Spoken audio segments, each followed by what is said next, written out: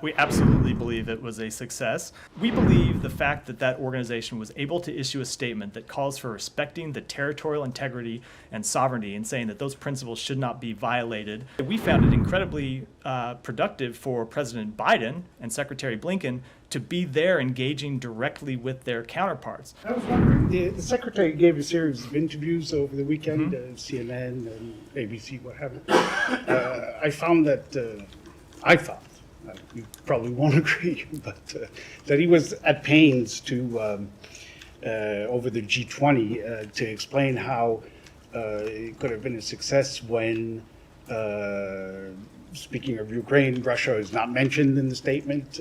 On climate issues, it's way under par of what was expected.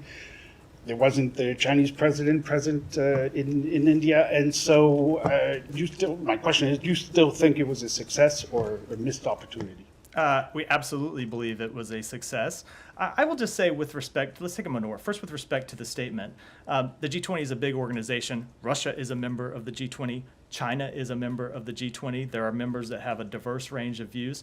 We believe the fact that that organization was able to issue a statement that calls for respecting the territorial integrity and sovereignty and saying that those principles should not be violated is an extremely important statement, because that is exactly what is at heart of Russia's full invasion of Ukraine. It is those very questions. So we thought that was an incredibly important statement for them to make. You also saw important announcements made at the G20 about new economic arrangements between Saudi Arabia and India that the United States was a part of. And I will say, with respect to President Xi not attending, I'm not going to speak to whether President Xi should have attended or should not have attended.